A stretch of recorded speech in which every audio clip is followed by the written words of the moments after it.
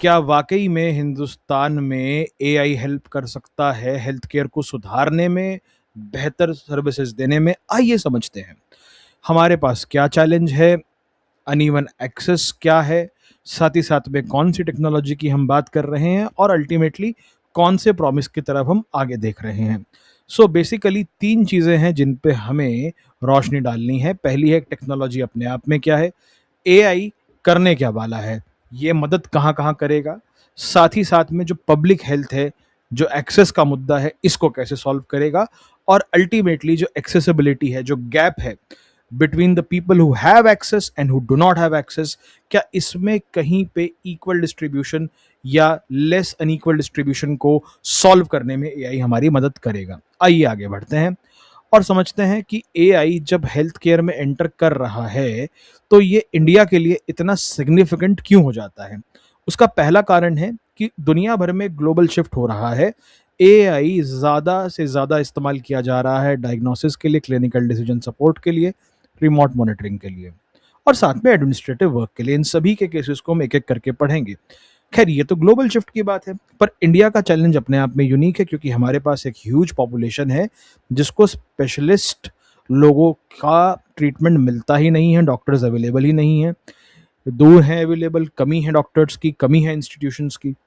सो असली सवाल ये नहीं है कि क्या एआई आपकी बीमारी को डायग्नोस कर लेगा, बल्कि सवाल ये है कि क्या एआई वाकई में मेडिकल एक्सपर्टाइज को उन लोगों तक पहुंचा पाएगा जो आज इसे एक्सेस नहीं कर पा रहे हैं। तो समझते हैं इसको आगे। 4 चीज़ें हैं यहाँ पे। पहला है डायग्नोसिस। भैया देखिए, एआई एक चीज़ तो अच्छी कर रहा है ऑलरेडी, बेशक 100% पे ना कर रहा हो, पर it is improving day by day. वो है आपका डायग्नोसिस, चाहे वो इमेजिंग के थ्रू हो, पैथ लैब के थ्रू हो या आपका क्लिनिकल डेटा को समझने के थ्रू हो, राइट? तो जहाँ पे डेटा होगा वहाँ पे डायग्नोसिस बेहतर कर पाएगा एआई, एटलीस्ट डॉक्टर को हेल्प कर पाएगा एज अ टूल। बेशक ये डॉक्टर को रिप्लेस नहीं करेगा, पर उसके लिए एक एजुकेटेड एनेबलर का काम करेगा, राइट? दूसरी चीज़ है क्लिनिकल डिसीजन सपोर्ट। जब डॉक्टर ट्रीटमेंट की रिकमेंडेशन देते हैं, ड्रग इंटरेक्शंस की बात करते हैं या रिस्क को एनालाइज करते हैं, तो उनको भी एक सेकंड ओपिनियन चाहिए हो सकती है। वो अपनी क्रॉस चेक कर सकते हैं नॉलेज को, अपनी रिकमेंडेशन को। साथ ही साथ में जो पेशेंट्स हैं वो भी बेहतर रिसर्च कर सकते हैं। हालांकि आपने देखा होगा कि कुछ डॉक्टर्स ऑलरेडी इस चीज़ को लाइटली नहीं लेते हैं। कुछ लोगों ने बाहर लिख के लगा रखा होता है कि अपने गूगल के ज्ञान को मेरी 5 साल की मेहनत से कंपेयर ना करें। सही है, हम भी यही कह रहे हैं, लेकिन हिंदुस्तान में डिसीजन सपोर्ट करने के लिए एआई एक बेहतर विकल्प इसलिए है क्योंकि यहाँ पर हमारे पास जानकारी की कमी है। हमारे यहाँ पे डॉक्टर्स के पास बात करने का टाइम नहीं है।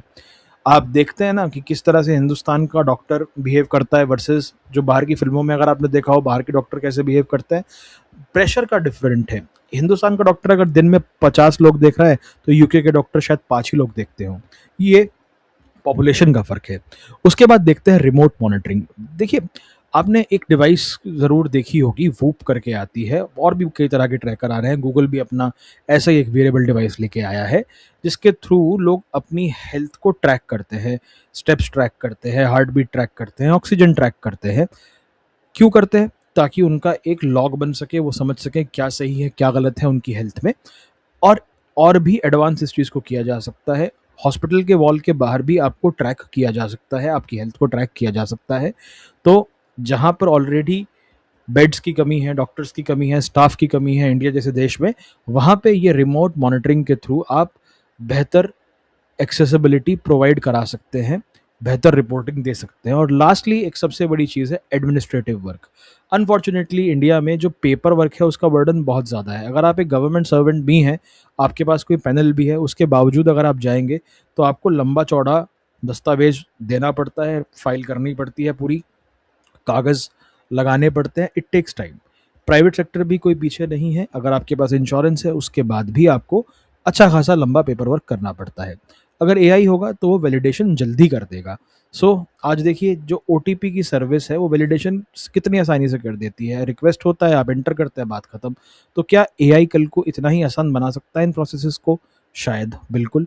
तो इसलिए समझिए कि ये जो 4 मुद्दे हैं, डायग्नोसिस के, क्लिनिकल डिसीजन सपोर्ट के, रिमोट मॉनिटरिंग के और साथ ही साथ में एडमिनिस्ट्रेटिव वर्क के, ये चारों के चारों फंडामेंटल हैं इंडिया में एआई के हेल्थ केयर के रोल के लिए।